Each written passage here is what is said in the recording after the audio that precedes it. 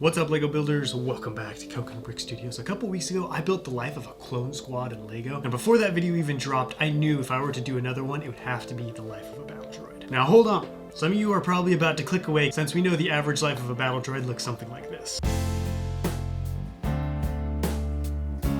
But I've got some twists and turns you won't see coming as we follow the life of a lowly battle droid from his first steps into battle to becoming a mighty warlord. If that doesn't get you excited, I don't know what will, so don't forget to execute order 66 on that like button, and it's time to get building. The life of a battle droid is obviously more of a challenge to create, not just because of their typical short lifespans, but where do you even start? Droids aren't born into the world on a specific planet and given time to train and prepare for war like what we saw in Life of a Clone Squad, but rather they're molded into existence in massive droid factories. At first, I was going to start the story in the droid foundries on Geonosis and have our droid run into some clone commandos before marching out to meet the clones. But then I remembered that's not the first time we see droids. For that, we're gonna have to travel further back in time to the green plains of Naboo. And you know I couldn't pass up an opportunity to bust out some Gungans again. RB-801 comes online in a dark hold. Hunched down, nestled among hundreds of his steel brothers, they cruise forward in a massive MTT. It's RB-801's first time in action, and what some would call excitement flows through his circuits, causing his fingers to twitch. Suddenly, the multi-troop transport comes to a halt and alarms start to blare as the front hatch opens and daylight pours into the hold. The arm holding the droids extends out and deploys them in folded ranks. From up in space, a floating Lucrehole class battleship acts as central command, and a Naboidian overseer activates the droid army with the push of a button. As RB-801 marches towards the enemy, his optical sensors take in what the droids are up against. A massive blue shield sprawls across the ground in front of them, shielding the enemy from sight. Information begins to stream into RB-801's computer of a brain, identifying the Gungan army as well as their strengths, weaknesses, and weapon capabilities. The main objective is to penetrate and knock out the shield generators so the AATs can come in and act as artillery, decimating the remaining Gungan forces. Things are going well for RB-801, who was in the middle ranks of the initial attack and was protected from most of the flying spears and boombas which could fry a droid's circuits in seconds. The shield was down and the Gungans were in full retreat. The only hindrance was a particularly clumsy Gungan who was opening carts, unleashing giant boombas, and at one point ended up steering an AAT by hanging on the barrel and almost running over RB-801. At last, he and a group of droids have captured the Gungan leaders as the rest are being rounded up. Pleased that their objective has been reached with such relative ease, RB-801 was about to move the Gungans to a holding camp when suddenly the stream of commands in his computer stops. All around him, droids suddenly deactivate and start falling apart. Confusion was all he could process as the last thing he saw was a Gungan reaching forward and pushing him over before everything goes black. Because droids lead such short, unremarkable lives, I knew I'd need to leave the beaten path of the Clone Wars and explore some different stories. So now we'll be following RB-801 as he gains more autonomy and starts learning how to live a life of purpose. With a jolt, RB-801 comes online. His receptors take in a dimly lit room littered with piles of trash. This one still works, boss, and he's mostly complete. A roguish face suddenly looms in RB-801's vision as he's hauled to his feet. Missing an arm and a leg sends his gyro stabilizers into action, keeping him upright but swaying a little, looking around for another arm or leg, wondering if he might find some kind of upgrade. Then it hit RB-801. He was wondering. There was no stream of commands telling him what to do or what was going on. It was quiet in his computer, and yet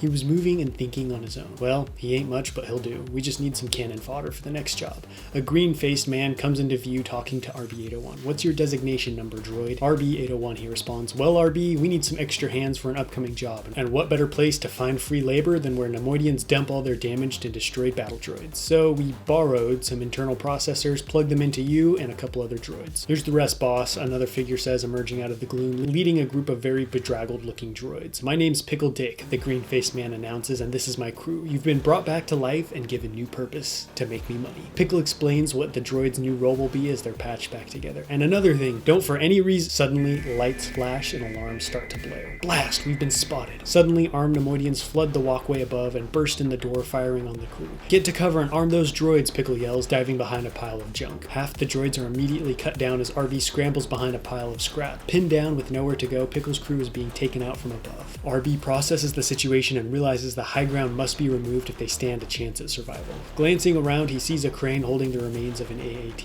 Rushing over, he slams his hand down on the controls, igniting the engine and sending its payload smashing into the walkway, bringing it down on top of the Nemoidians on the ground. That was some quick thinking, RB, laughs Pickle Dick. Looks like you've got something special in that computer of yours. You've just been promoted from cannon fodder to crew member. "We need a miracle, RB, what you got?" Pickle Dick yells down a flight of stone steps to where RB is crouching with a few other battle droids. In one of Pickle's more foolish endeavors, he and his crew are attempting to relocate a prized artifact from inside an ancient temple when suddenly the temple guardians arrive, sensing a disturbance in their sanctuary. Some of the crew is pinned among the rocks while the rest are taking cover at the base of the steps, trading fire with the guardians who are not about to let them get away. Pickle clutches the artifact as he frantically looks around. "RB, send those droids charging up the steps. They'll cover us long enough to get down and we can blow this blue milk stand. They'll get shredded to bits, Pickle, and I doubt you'd even make it halfway down the stairs. We need to eliminate the enemy if we want to get out of here," RB responds. "Then we'll use their bodies as shields. Send them up here," Pickle roars. RB sits back, looking at the other 3 droids waiting his commands. Over the months of his employ, RB has seen many a droid lost to Pickle's brash decisions and poor tactics, and while they weren't any direct family to him, RB has started to feel a sense of responsibility for any droids picked up by his crew, and seeing them needlessly thrown away was heating his circuits. Such a waste of resources. The wasting ends today. "You two lay down suppressive fire on the right and we'll take the left," RB orders as the droids turn and fire. It forces the guardians to take refuge and RB orders a dash to the nearby tree line, abandoning Pickle and the rest of the crew. The guardians are unable to pursue the droids, being stopped by fire from Pickle's crew, but they are pinned down as well. "Get back here, traitor," bellows Pickle as RB and the dissenters disappear into the trees. The droids burst into the camp where one of the crew is waiting guarding their ride, a stolen Republic LAAT dropship. "Where's the boss, RB?" Raffo asks. "He went down with the rest of the crew. Let's get out of here while we still can," RB orders. Raffo's hand slides down to his blaster. "What do you mean, didn't make it? What happened?" "I made the best calculations possible given the situation. Now let's go, Raffo." "I knew it. Pickle told me to keep an eye on you," Raffo spat. "Said you were gunning for his spot. There's 3 of us and 1 of you. What do you think is gonna happen here?" asks RB. "I'll tell you what'll happen." A haggard-looking, one-armed Pickle Dick staggers into the clearing, clutching a thermal detonator. "Left me for dead and thought you could just jet off into the sunsets?" Raffo scampers over to his boss as he arms the detonator and prepares to throw. "I'm not about to be outsmarted by some droid," Pickle snarls, but just as his arm is swinging forward, a shot rings out. Pickle's arm flies off, taking the detonator with it. "Oh sh!" Just then, the detonator goes off, sending everyone flying. Out of the smoke, the 3rd and final droid emerges, who had been instructed by RB to hold back in the trees. "Nice shot, 124. Roger, roger." RB instructs the droids to board the ship and head off-world. It's time to liberate some droids. Taken by surprise and outnumbered, the clones of this remote base are putting up a good fight, but the tide is turning against them. It's been years since RB took over his small crew, and since then, business has boomed. There's a massive galactic war going on, and he's been on a mission to capture and reprogram a small army of droids to slowly scale up his operations, with the end goal of establishing a human-free zone where droids can come and exist in peace. That's where this clone base comes into play. Small enough to not have a fully garrisoned defense force, but big enough to have some essential pieces to RB's plan. Launching a diversion on the other side of the base, he then sends in his newest acquisition, an AAT.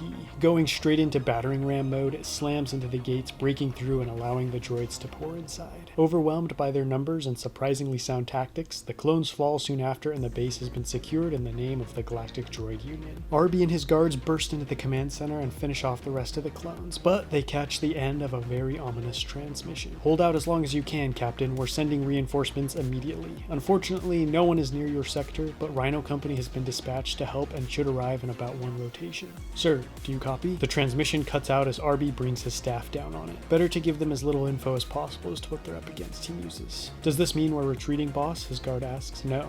This base is very important to me. We need to get it ready to defend against the incoming clones," RB replies. "This is the perfect new home for more than a couple reasons. It's small and far enough away that the Republic may reconsider sending a considerable force to retake it, especially after we repel the reinforcements. And it's home to these massive power generators that will keep a community of droids going for years. Our goal is not to take on the Republic, but carve out a space for us far away from everyone else. So as it stands, we'll be having company sooner than I anticipated. It will be interesting to see what this Rhino Company is capable of."